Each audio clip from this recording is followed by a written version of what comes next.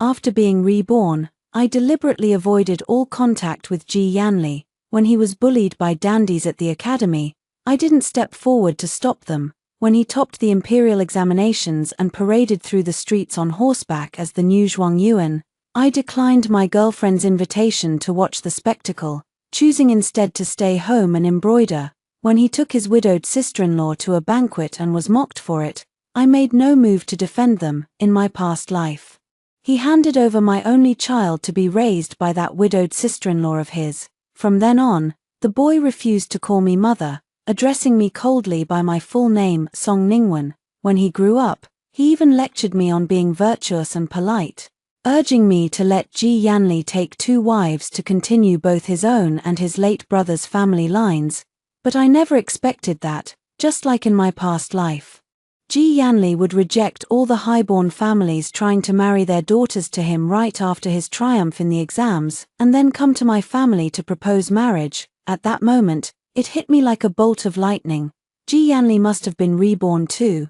I was still reeling from the shock when father sent a servant to summon me to the flower hall to meet Ji Yanli. Earlier that day, when I had chosen not to go watch the Zhuangyuan's parade, Luo Shu had rushed over to gush to me, "Wanwan, you missed out on something amazing. That top scholar Ji is the youngest Zhuangyuan in history, and he's so handsome too." When he rode past the restaurant where I was watching, he glanced over at me several times. My heart was pounding so fast. Too bad I'm already betrothed. If you'd been there, it might have been the start of a beautiful romance. I didn't even look up, my hands busy stitching a pair of knee pads. The northern border was bitterly cold. I needed to stuff plenty of cotton wool inside to keep them warm. Seeing that I wasn't responding, Luo Shu looked a little awkward. "I'm sorry, Wanwan, I shouldn't have joked like that." Only then did I lift my head and smile at her. Luo Shu quickly came over to link her arm through mine. "Don't get me wrong, though. Even though Zhuangyuan Ji is amazing, that widowed sister-in-law of his is no easy character to deal with. My mother took me to Princess Chang's spring banquet yesterday, and she was there too, tagging along with Ji Yanli like she was his official wife. Several noble ladies couldn't stand the sight of her. I couldn't blame Luo Shu for thinking that the problem lay with the sister-in-law, not Ji Yanli. In my past life, I never suspected it either. I never imagined that Ji Yanli, a man who had always been so strict about following rules and etiquette that he refused even to take a concubine, would have an illicit relationship with his widowed sister-in-law. Jiang Yingxue. If Jiang Yingxue hadn't drunk too much contraceptive tea and rendered herself unable to bear children, Ji Yanli would probably never have let me give birth to our son, Ji Jingyang. It wasn't until I was on my deathbed that I heard Jiang Yingxue weeping as she said to him, "Yanli, the thought that after you die, you'll end up buried with Song Ningwen for eternity makes me wish I could die right now."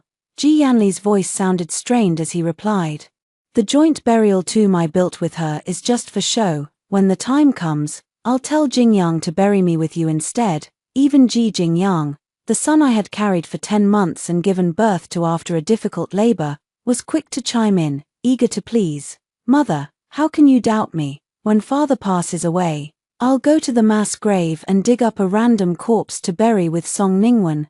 Jiang Yingxue finally stopped crying and smiled through her tears, patting his cheek affectionately. "You're not a waste of my love and care, after all." I was so furious that my head was buzzing, but as my consciousness faded away, I couldn't even utter a single word to accuse them.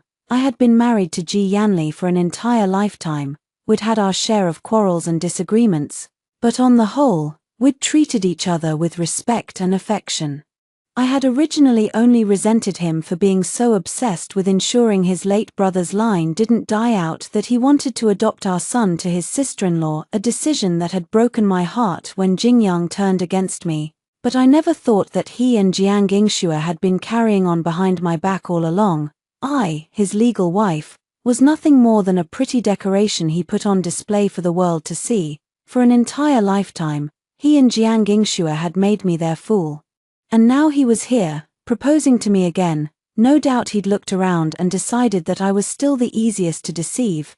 My father was the headmaster of the academy. He had always admired hardworking, poor scholars like Ji Yanli. When I followed my maid to the flower hall, father smiled warmly and said, Yanli. This is my daughter Ningwen, she's read a few books too. Ji Yanli's eyes were blazing with intense emotion as he looked at me. Miss Song. I averted my gaze, refusing to meet his eyes, and curtsied respectfully. Father, Mrs. Luo invited me to pray to Buddha today. Her carriage is already waiting at the gate.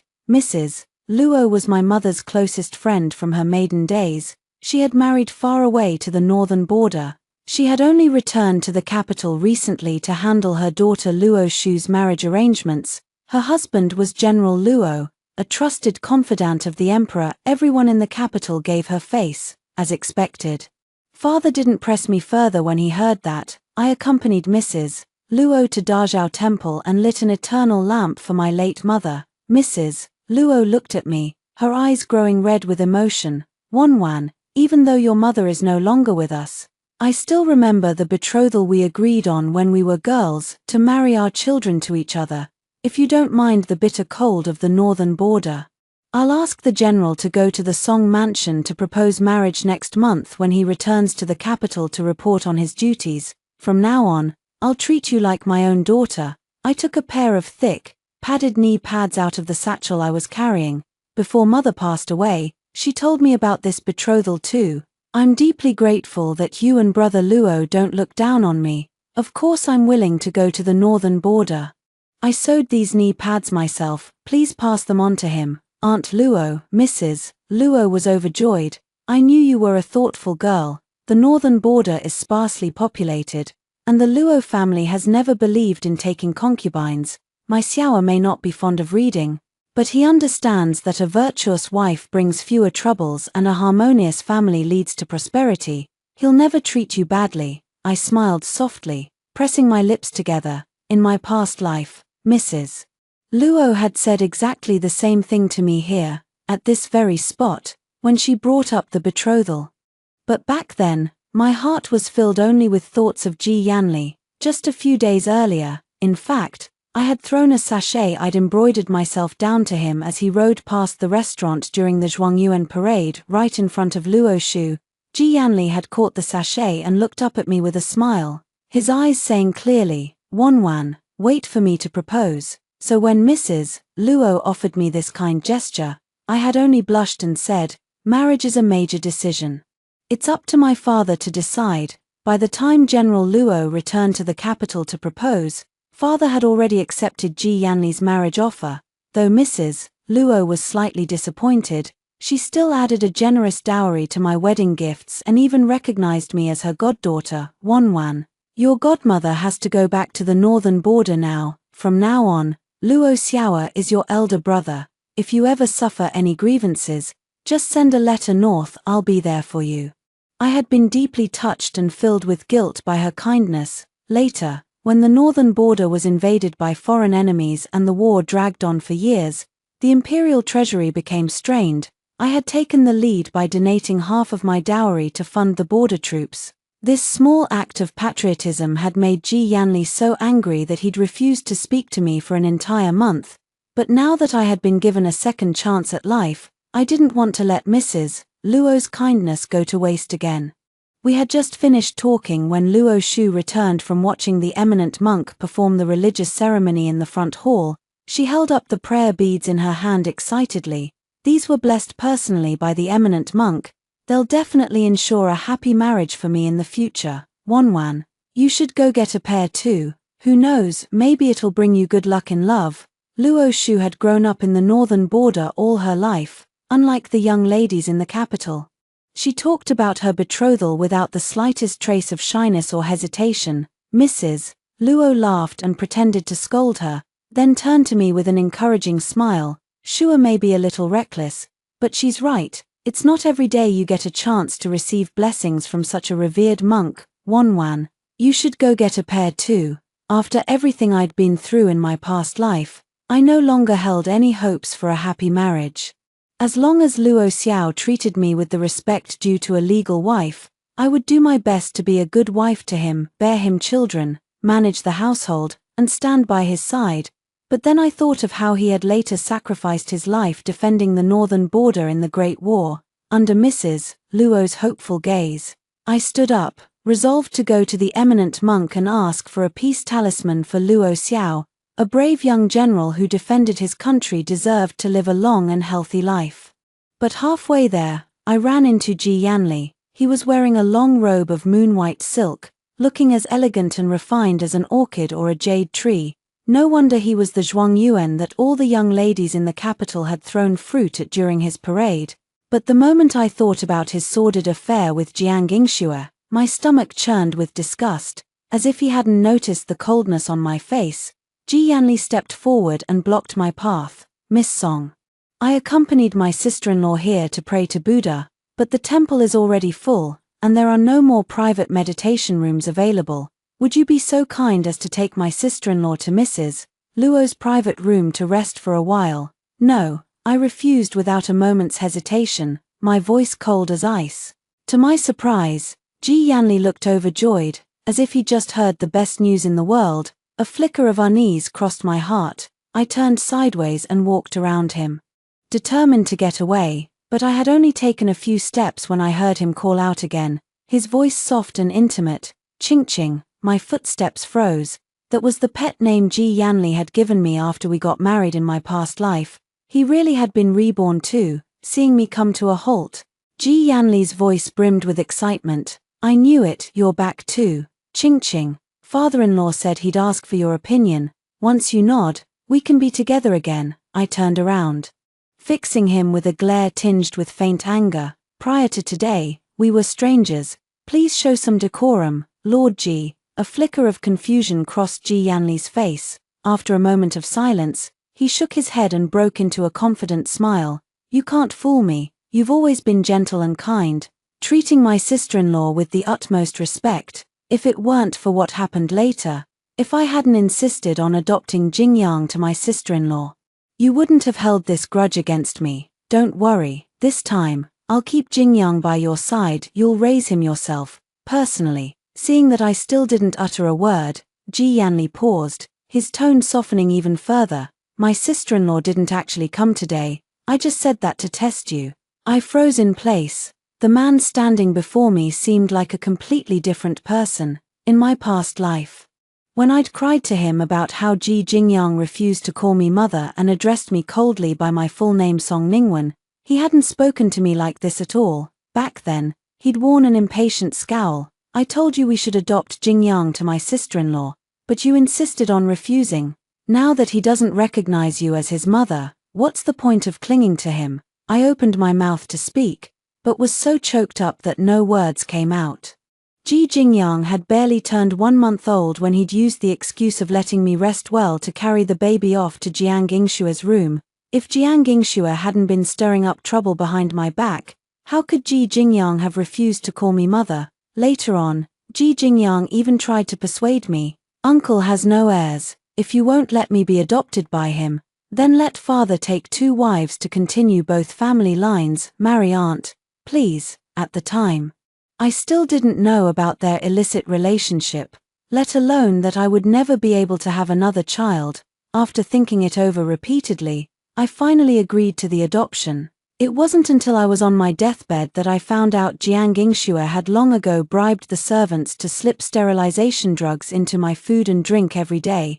Thinking about all this, I suddenly had no desire to figure out why Ji Yanli had changed his mind. In any case, in this life, I wanted nothing to do with him. I simply smiled at him. Lord Ji, I don't understand what you're talking about. To tell you the truth, I'm already discussing marriage with someone else. When my father said he would ask for my opinion, he was just being polite to you. At my words, the confident, composed smile on Ji Yanli's face suddenly cracked. Who are you discussing marriage with? Ji Yanli asked in a deep, low voice. By the time I died in my past life, he had already climbed to the high position of Minister of War. When he asked this question, his tone carried the faint coercion of someone wielding power. My heart couldn't help but twinge with pain. In my past life, when I took the lead in donating half of my dowry, I had also helped the emperor solve an urgent crisis. At that time, Ji Yanli was the Vice Minister of War. His subsequent promotion to Minister of War was undoubtedly related to this incident, but somehow, Ji Yanli had heard rumors that I had been betrothed to Luo Xiao since childhood. He'd suspected me of having an affair, and had refused to set foot in my room for an entire month. Jiang Yingxue had also spread gossip throughout the mansion, subtly hinting that I was an unfaithful wife. Even Ji Jingyang, who had just learned to talk, would suddenly blurt out at me, "Song Ningwen, adulteress." Thankfully, I'd been reborn. These painful memories would never be repeated. I pressed my lips together, my tone turning 3 parts cold. "That's my business. It has nothing to do with you." The tense expression on Ji Yanli's face relaxed again, replaced by a calm, confident look that suggested he was holding all the cards. "Ching, don't be angry with me. I know I broke your heart. I'll spend this entire lifetime making it up to you." He spoke in that soft, gentle voice, the same way he'd coaxed me into obedience time and time again in my past life. I stared at him silently. It was this very mouth that had lied to me, again and again. But Ji Yanli seemed to think he'd won me over. He reached out to take my hand as naturally as breathing. I quickly pulled my hand behind my back, stumbling several steps backward in alarm. I was about to snap at him angrily when I saw Luo Shu hurrying toward me. I forced myself to calm down, putting on a smile for Luo Shu. "Why are you here alone? Where's Aunt Luo?" Luo Shu was slightly out of breath as she linked her arm through mine. I realized I still needed to get a peace talisman for my father, so I came to catch up with you. I never thought you'd only gotten this far. Then she glanced at Ji Yanli standing nearby. "Aren't you Zhuangyuan Ji? As an unmarried man, pestering a young lady in private isn't exactly something that will make you look good." Ji Yanli frowned. "This is a pure and sacred Buddhist temple, watch your words. Miss Song is the daughter of my mentor, and also my junior fellow student.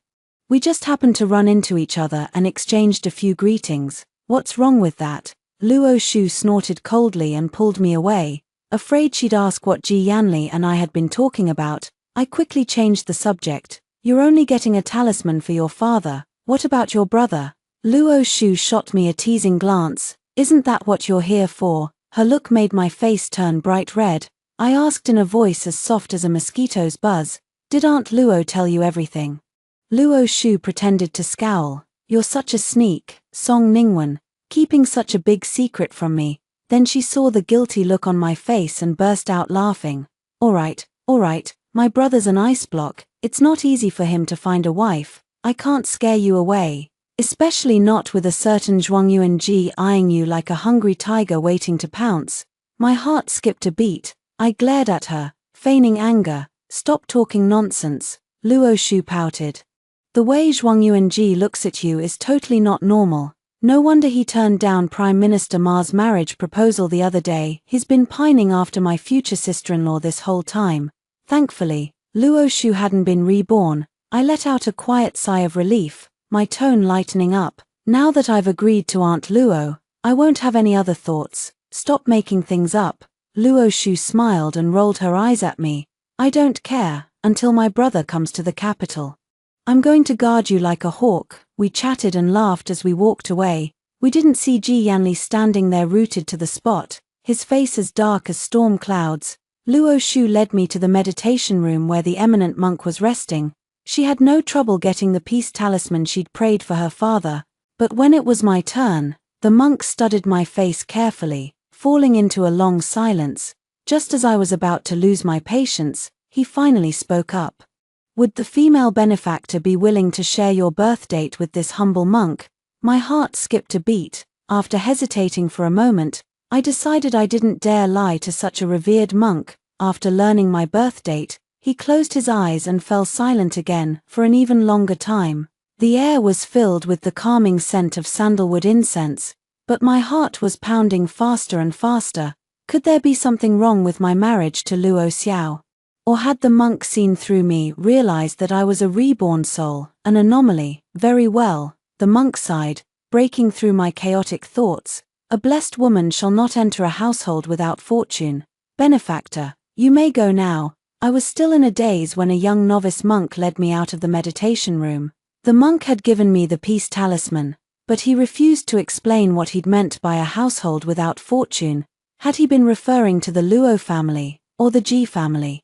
If we were talking about worldly blessings and prosperity, in my past life, Ji Yanli had risen to high office and enjoyed great wealth and glory, while Luo Xiao had died young in battle. Was it possible that even in this new life, I was destined to marry Ji Yanli? When I returned home that night, Father told me exactly what I'd been dreading. The emperor wanted to promote scholars from poor backgrounds, and Ji Yanli's future was limitless. He planned to accept Ji Yanli's marriage proposal. Thinking about the monk's prophecy, I lost my composure for the first time since being reborn. I looked my father straight in the eye, my tone resolute. I'd rather die than marry him. Father stared at me in stunned silence. He couldn't understand why I was reacting so violently. But I couldn't tell him the truth, that Ji Yanli, despite his outward appearance of being a man of integrity and virtue, was actually a shameless scoundrel who'd had an affair with his widowed sister-in-law. And I also couldn't tell him that the Luo family would come to propose marriage next month, and that I wanted to marry Luo Xiao. Given Father's rigid, old-fashioned ways, he would definitely think I was shameless for arranging my own marriage behind his back. He would probably even refuse the Luo family's proposal outright. After thinking hard about it, I gritted my teeth and told Father the only excuse I could think of: the Ji family is destitute. I don't want to marry into poverty and suffer a lifetime of hardship. Father was deeply disappointed. He thought I was being shallow and materialistic, lacking foresight and disgracing the noble spirit of a scholar. Desperate, I had no choice but to invoke Mother's last words to stop him. Father, you promised Mother that I would have the final say in who I marry. Father froze, stunned into silence for a long time. Finally, his face turned black with anger, and he stormed off with a flick of his sleeves. But then my stepmother came to try to persuade me. She said the Ji family had a simple household, both of Ji Yanli's parents were already deceased, so if I married him, I wouldn't have to wait on difficult in-laws. It was a rare, excellent marriage opportunity, she claimed, in my past life. When I'd been so angry about Ji Yanli giving our child to Jiang Yingxue that I'd run back to my parents' home, my stepmother had said similar things to me. She told me that Ji Yanli's kindness toward his widowed sister-in-law proved he was a kind-hearted, virtuous man, a man who valued family and righteousness so highly would never betray me, she'd insisted. But now that I'd been reborn, I finally understood her true motives. She was just afraid that if I divorced Ji Yanli, it would ruin her own daughter's chances of making a good marriage match. And now she was urging me to marry Ji Yanli again, most likely because she thought the poor Ji family wouldn't demand a large dowry from us. I hung my head and listened to her ramble on, putting on a show of being tempted by her words. I didn't want her to think I was being stubborn and unreasonable, otherwise she would go complain to Father and persuade him to ignore my wishes and force me to agree to the marriage. All I had to do was string her along, buy enough time to wait until next month, when General Luo would come to the capital to propose marriage. At that point, Father would find it hard to refuse. Seeing that I seemed hesitant, my stepmother decided to play her trump card. She began taking me and her biological daughter, Song Ningen, to attend banquets and social gatherings every day. At these events, she would subtly drop hints that she was looking for a good marriage match for me. But in the capital, all the decent, respectable families believed in the old saying, "Never marry the eldest daughter of a deceased mother." Not only were they not interested in me, but they would also subtly steer the conversation toward Song Ningen instead. Only the mothers of those idle, dissolute young masters would take my hand and ask me all sorts of personal questions. I endured all this silently, counting down the days until General Luo would arrive in the capital. But I never could have imagined that I would run into Jiang Yingxue again. 7. It was a flower viewing banquet hosted by Princess Chang, where many marriageable young men and women in the capital were invited. My stepmother accepted the invitation and took Song Ningen and me to the feast. Jiang Yingxue was sitting among a group of noble ladies. The moment she saw me walk in, she put on a look of feigned surprise. "Sister Song, why aren't you at home embroidering your dowry? What are you doing at this matchmaking banquet?" The hall fell silent instantly. A buzzing noise filled my head, and the anger from my past life surged up again. I wanted to throw caution to the wind and expose her true colors, but I knew it would only make people think I was insane. I had to clench my fists tightly. Letting the pain of my nails digging into my palms remind me to stay calm, I took a deep breath, ready to speak up, when Song Ningen suddenly stepped forward and stood in front of me. This invitation was sent by Princess Chang herself. Who do you think you are, daring to turn someone away on her behalf? Jiang Yingshua's face stiffened. She muttered under her breath, my Yanli has already gone to propose marriage, isn't he good enough for you? At this, all the noble ladies turned their eyes to my stepmother, as if saying, how could you refuse such a wonderful match for her? Truly, a stepmother never cares as much as a birth mother, unable to bear their probing gazes. My stepmother forced a smile. When a daughter is of marriageable age, 100 families come to seek her hand. As parents, we simply want to take our time and choose the very best for her. But as soon as we got home, my stepmother flew into a rage and smashed several teacups to pieces. When father returned that evening, she put on a tearful show, hinting at every turn that I was being unreasonable, rejecting a talented Zhuang Yuan for a bunch of dissolute playboys. If I really ended up with a bad marriage, she wailed, how would she ever hold her head up in society again? Father fell silent for a long time, then finally made up his mind. Wanwan, last time I asked you to meet Yanli, you were in such a hurry to go pray to Buddha that you left early. Tomorrow, I'll ask him to come again. You two should have a proper talk. If there are no issues, we'll proceed to match your birth charts. I stared at father in stunned silence. My heart filled with unspeakable pain. In the end, mother's dying wish was no match for my stepmother's whispered gossip. 8. Early the next morning, I sent a servant to deliver an invitation to Luo Shu. She had been so busy with her own wedding preparations these days that she hadn't visited me in ages. I had to get her here at once to tell her what was happening, so she could pass the message on to Aunt Luo. The invitation had barely been sent out when father's servant arrived to summon me to the front courtyard. Father and Ji Yanli were sitting in the small pavilion, having just finished a game of chess. When I approached, father gave a few brief instructions to the servants and then left, leaving me alone with Ji Yanli. 2 young servants stood at a distance, close enough to keep an eye on us but far enough away that they couldn't hear our conversation. Father had truly gone to a lot of trouble to arrange this private meeting for us. If I hadn't been reborn, I might have actually felt my heart flutter like a young girl's. But now, I simply stood as far away from him as possible, my voice cold as ice. No matter what you say, I will never marry you. Ji Yanli froze for a moment, a hint of suppressed anger creeping into his tone. So who are you going to marry? That Luo boy who's destined to die young, since we were having a showdown anyway. I no longer bothered to deny that I had been reborn. Yes, I'd rather be a widow than marry you. Ji Yanli spat out 3 sharp goods. His face turned livid as he glared at me. Yingxue was right all along. You did have an affair with that short-lived fool, that's why you donated half your dowry to his army so generously. At this point, I no longer cared about defending myself. Across 2 lifetimes, I had never even laid eyes on Luo Xiao, so I just let out a sneering laugh. What do you have to compare to him? He's a hero who defends his country and protects his people. And you? I fixed my gaze on the rage simmering in his eyes, my voice growing colder with every word. You're nothing but a beast who committed adultery with his own widowed sister-in-law. Ji Yanli staggered back as if struck by lightning, his entire body trembling. The most shameful, hidden secret of his heart had been laid bare for me to see.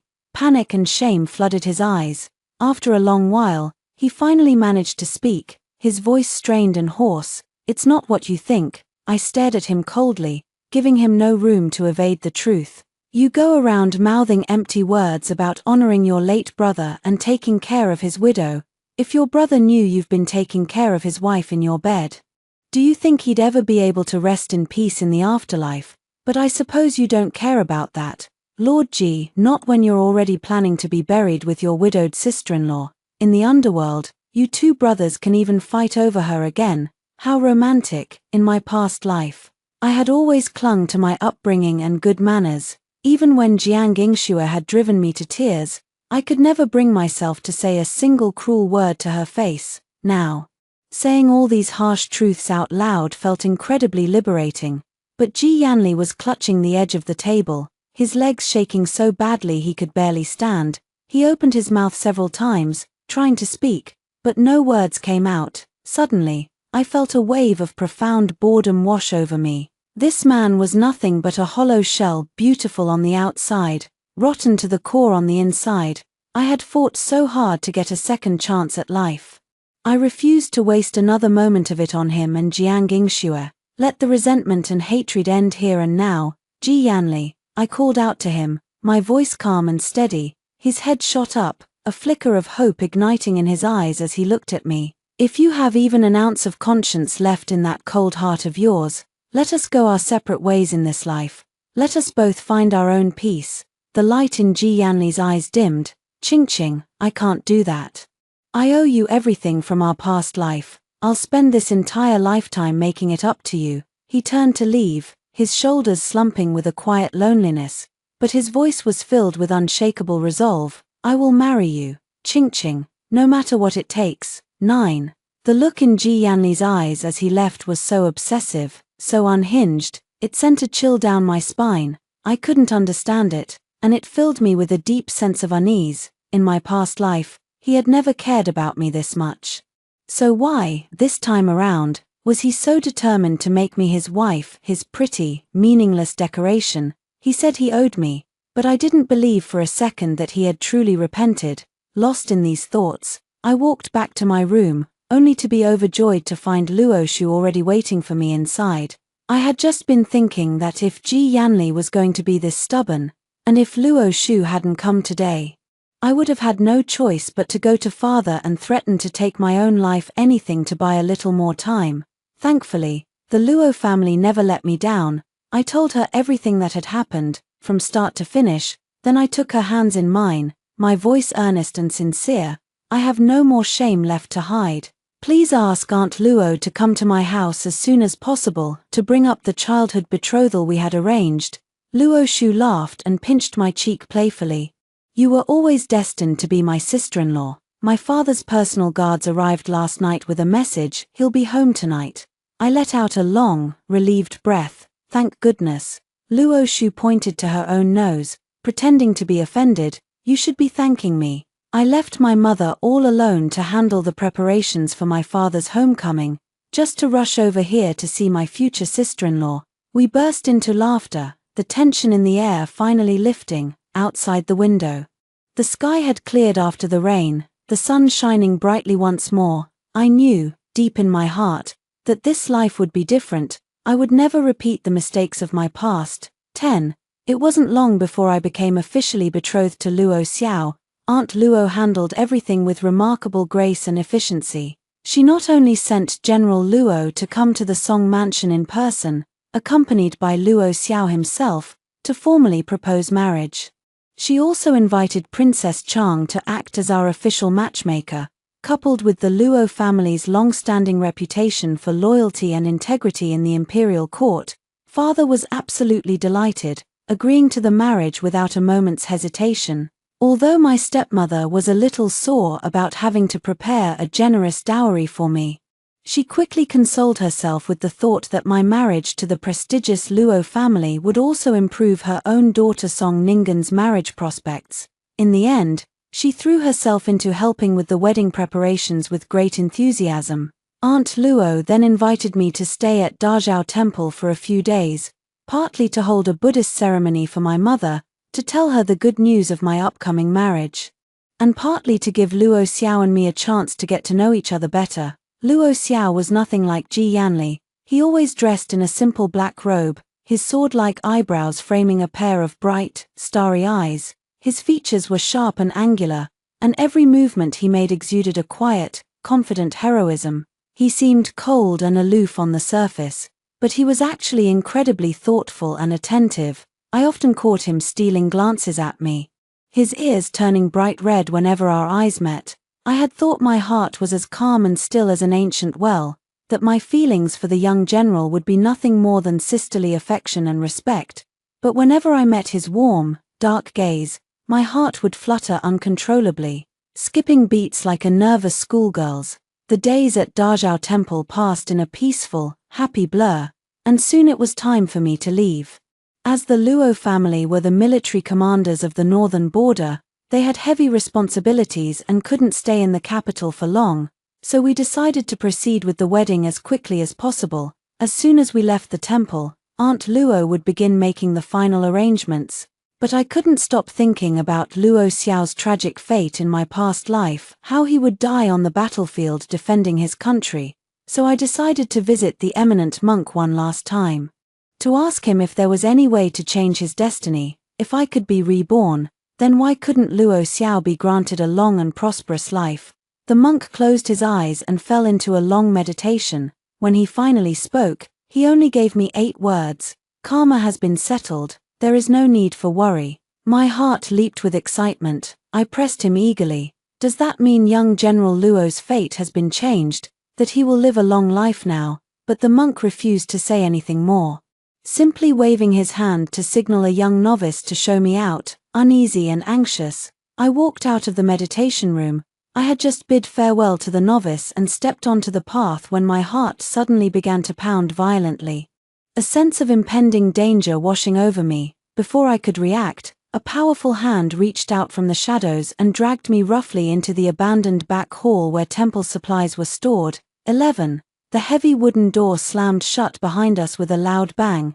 Ji Yanli stood before me, his eyes bloodshot and wild, his expression utterly deranged. Ching ching, we can start over, together. I forced myself to stay calm, my eyes darting around the room to assess my surroundings.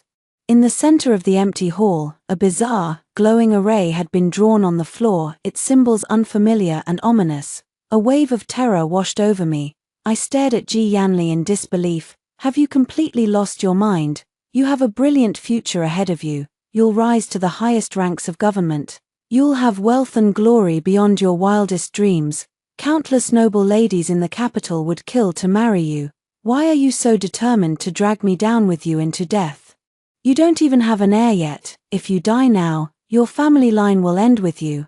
I racked my brain, trying to think of the thing Ji Yanli had cared about most in my past life, hoping to use it as leverage to calm him down.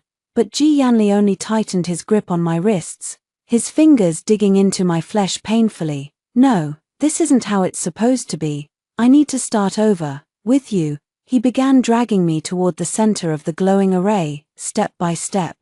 The difference in our physical strength was too great. No matter how hard I struggled and resisted, I was forced closer and closer to the center of the strange symbols. As a brilliant white light began to emanate from the array, I closed my eyes in despair, waiting for death to come. 12. But the expected death never came. The back hall door was pushed open, and a shrill woman's voice rang out. Song Ningwen, you shameless hussy, you're already betrothed, yet you still seduce other men. I opened my eyes. It was Jiang Yingxue. When she saw the scene in the hall was nothing like the tryst she'd imagined, she froze on the spot. Ji Yanli frowned slightly and shot back without hesitation. You're the one who throws herself at men like a cheap whore. Jiang Yingxue froze again, her eyes reddening instantly. Yanli, how can you say that to me? You clearly love me. Ji Yanli ignored her completely, his gaze fixed on the growing white light, and he gradually broke into a mad grin. Ching ching. Hold on to me tight, we're going home. Hearing this, Jiang Yingxue stiffened all over. Then, her face ashen, she threw herself at Ji Yanli and clung to him. Don't leave me behind. Yanli, please, don't abandon me. I have no one but you. Yanli, her pleas were cut short by a heart-wrenching scream of pain. Ji Yanli had kicked her hard in the stomach, seizing the chance when Ji Yanli was distracted. I sank my teeth into his hand as hard as I could. He howled in pain and loosened his grip. I sprinted for the door at once. Ji Yanli chased after me, shouting as he ran. Ching ching, don't be afraid. We won't die, we'll just go back to the past. I didn't dare look back, running as fast as my legs could carry me. But before I reached the door, Ji Yanli caught me again, desperate. I lifted my foot and stomped down hard on his instep.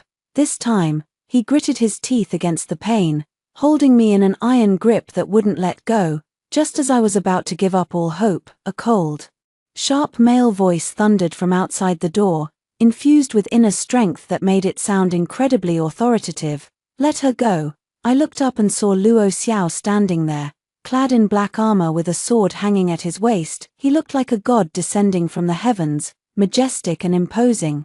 He didn't even draw his sword. With one powerful punch, he struck Ji Yanli's wrist. There was a sickening crack. Ji Yanli crumpled to the ground, howling in agony. Overwhelmed by the ecstasy of escaping death, I could no longer contain my emotions. I threw myself into Luo Xiao's arms and burst into tears of joy. Luo Xiao patted my back gently. When my emotions finally calmed, he drew his sword and pointed it at Jiang Yingxue. I don't kill women. Get out of here before I change my mind. Jiang Yingxue hesitated for a moment, but her will to live prevailed. Clutching her aching stomach, she slunk away in disgrace. Left alone, Ji Yanli's face turned ashen. His eyes burning with hatred as he glared at Luo Xiao. You short-lived fool, you'll be joining me in hell soon enough. Luo Xiao shot him a look of disdain, as if he were staring at a pile of filth. Killing you would dirty my hands, but you dared to practice witchcraft in a royal temple. I will report this to the emperor personally. With that, Luo Xiao turned away from him, never sparing him another glance. He took my hand and led me out of the hall. #13. By the time we left Dazhao Temple and returned to the capital, we learned the whole story. A few days earlier had been the anniversary of Ji Yanli's brother's death. Drunk and disoriented, Jiang Yingxue had mistaken Ji Yanli for her late husband and thrown herself at him, begging for intimacy. Afterward, Ji Yanli had fled to his study, his face as white as a sheet and his clothes disheveled. He'd even ordered his servants to lock Jiang Yingxue in her room, forbidding her from leaving. Originally, this was just a sordid family secret meant to be buried forever, but somehow, word had gotten out and now everyone in the capital knew. Our dynasty had always placed the utmost importance on ethics and morality. After this scandal broke, people looked at Ji Yanli with newfound revulsion. All the high-ranking officials and noble families who'd once been eager to marry their daughters to him quickly changed their minds. Even the emperor himself grew disgusted with his new top scholar. After telling me all this, Luo Shu grinned mischievously and asked, "Guess who was behind spreading the news?" It hit me like a bolt of lightning.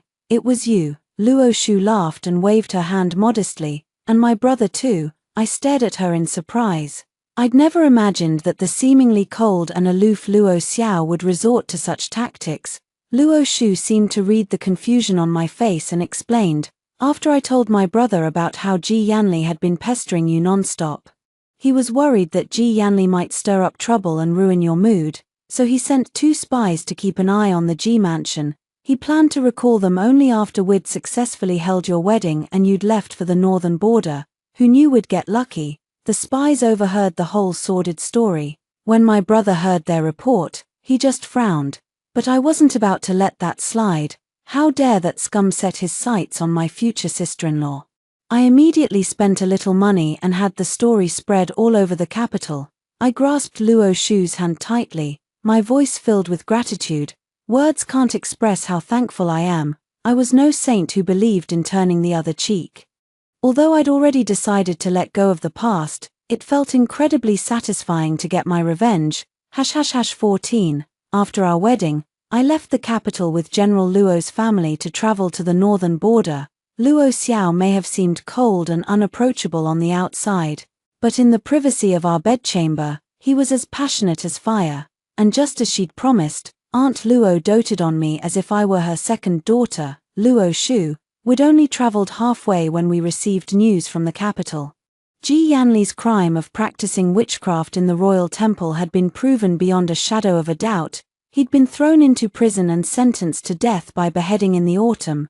Jiang Yingxue hadn't made any attempt to save him. Instead, she'd sold off all her property, taken the silver, and fled the capital in the middle of the night. But her escape was short-lived. She'd been robbed by a band of mountain bandits, who'd stolen her money and left her body to rot in the wilderness. Their fates had been completely rewritten. I couldn't help but wonder, could Luo Xiao's fate be changed too? #15. When we finally arrived at the northern border, I donated half of my dowry to the Luo family army. The money was used to ensure that the soldiers had enough to eat, warm winter coats to wear, enough grain to feed their horses, and sharper, more powerful weapons. Somehow, perhaps because the Luo army was now better equipped and better prepared, the foreign invasion that had devastated the border in my past life never came. There were only a few minor skirmishes along the border, which were quickly resolved within a month. Luo Xiao did not die young in battle. Instead, he lived a long and happy life with me, and we had 3 children together. End of main story. Epilogue. Ji Yanli. 1. Jiang Yingxue was the most beautiful girl in our village. My older brother and I had grown up with her. And we'd both fallen in love with her when we were young. After my brother married Yingxue, I threw myself into my studies with even greater determination. Only by burying my head in my books could I forget the pain of watching the woman I loved become my sister-in-law. To earn the money for me to travel to the capital and take the imperial examinations, my brother had gone to sea with a merchant ship. Tragically, the ship had encountered a storm and sunk. My brother's body was never found. Yingxue had cried until her heart broke. I secretly vowed that I would make a name for myself, and that I would take good care of my sister-in-law for my brother's sake. I buried my love for Jiang Yingxue forever, alongside my brother's memorial tablet. She would always be the sister-in-law I respected and cherished. 2. Later, my sister-in-law accompanied me to the capital to take care of my daily needs. It was also during my studies at the academy that I met the headmaster's daughter. Her name was Song Ningwen. With her delicate features and graceful eyebrows, she was as beautiful as the autumn moon, like a figure stepped straight out of a poem. She had stood up for me when I was bullied by the arrogant sons of noble families. She had also gently defended my sister-in-law when others mocked her at banquets. So on the day I topped the imperial examinations and paraded through the streets on horseback as the new Zhuang Yuan. Among all the beautiful women throwing flowers and fruit at me, my eyes had only been for Song Ningwen. I remember thinking then how wonderful it would be if she could become my wife. Never in my wildest dreams did I imagine that she would actually throw a sachet embroidered with her own hands into mine, and to my delight, she really did agree to marry me. 3. Shortly after our wedding, Qingqing became pregnant. I cherished her more than anything in the world, promising her that I would never take a concubine. But on the anniversary of my brother's death, my sister-in-law got drunk. She mistook me for my brother, stripped off her clothes, and pressed herself against me. I knew I should have pushed her away, but perhaps it was because I had not slept with Qingqing in a long time, or perhaps I had also drunk too much that night, or maybe, deep down, my love for my sister-in-law had never truly died, it had only been waiting for a chance to reignite. In any case, we had spent the night together as husband and wife. 4. I had thought that we could keep this shameful secret between us, pretending that this absurd night had never happened, but to my horror, my sister-in-law soon discovered that she was pregnant. She had begged me tearfully to let her keep the child, but I had hardened my heart, forcing her to take medicine to abort the baby. After that, Yingxue could never have children again. She then begged me to adopt Qingqing's first child for her, to raise as her own. I agreed. I owed her a debt, and I also wanted to ensure that my brother's line would not die out. Besides, Qingqing and I were still young. We would have many more children together. 5. But I never imagined that this decision would become an unbreakable rift between Qingqing and me. We fought countless times over the issue of Jingyang, until one day, Qingqing donated half of her dowry to the Luo family army defending the northern border. When Yingxue heard the rumors circulating in the capital that Qingqing had once been betrothed to Luo Xiao since childhood, she had told me at once. The thought that my beloved wife had once been promised to another man filled me with a burning sense of shame. I deliberately ignored Qingqing, hoping that she would come to me, begging for my forgiveness. But night after night, I lay alone in my study, waiting for her, but she never came. Instead, it was Yingxue who knocked on my door again. I don't know if it was out of spite toward Qingqing, or if I truly could not resist the temptation. Either way, Yingxue and I became secret lovers. In public, she was my virtuous sister-in-law. In private, she was my forbidden lover. The thrill of this illicit relationship had ensnared me completely, dragging me deeper and deeper into the abyss. 6. Qingqing never conceived another child after that. So the issue of Jingyang became the constant heartache of her life. She fell ill at a young age, wasting away day by day. When the imperial physicians told me she had only days left to live, my heart was shattered into a million pieces. By then, I had already regretted everything. Jiang Yingxue could not read a single character. Beyond the physical pleasure we shared, we had nothing in common. She was nothing like Qingqing, who was well-educated, knowledgeable, and skilled in everything from playing the qin to painting and calligraphy. If I had not made that one terrible mistake, Qingqing and I could have grown old together in happiness. So I made a decision. I ordered a joint burial tomb for Qingqing and me, reserving a place for myself beside her. I owed her everything. Even in death, I would spend eternity making amends. But when Jiang Yingxue found out about my decision, she flew into a rage. She screamed that she had never been able to compete with Qingqing in life, and she refused to be inferior to her even in death. She even threatened me, saying that if I insisted on being buried with Qingqing, she would expose our affair to the entire world. Once again, I had chosen to save my own reputation, betraying Qingqing for the last time. 7. After Qingqing's death, Jingyang was completely unruly without her gentle guidance. In a desperate attempt to win his affection, Jiang Yingxue spoiled him rotten, indulging his every whim. But spoiling a child is the same as destroying him, sure enough. Jingyang eventually committed a crime so terrible that it shook the entire dynasty. After Luo Xiao died in battle, the entire Luo family army had knelt before the emperor, their tears of blood soaking the ground, begging him to investigate the traitor who had betrayed their general. The emperor was furious. Under his orders, a thorough investigation was launched, and it was discovered that enemy spies had long ago bribed Jingyang.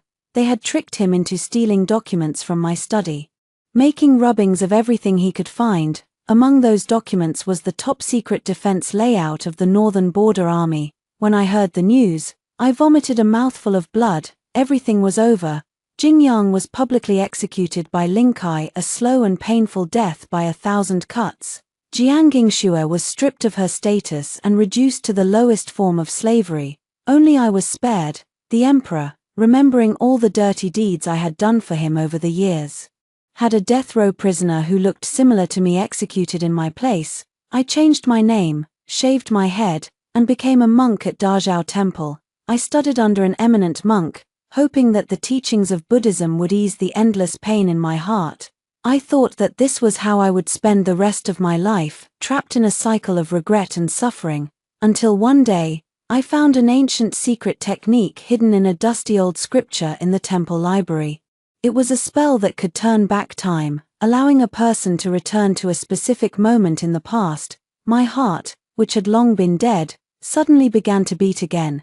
If I could go back to the day I first met Qingqing, start over from the very beginning, if I could reject Jiang Yingxue's advances that night, if I could leave Jingyang in Qingqing's care, letting her raise him as her own, could I finally have the happy, perfect life I had always dreamed of? Qingqing was so kind and virtuous. She would have raised Jingyang to be a good man, I was sure of it.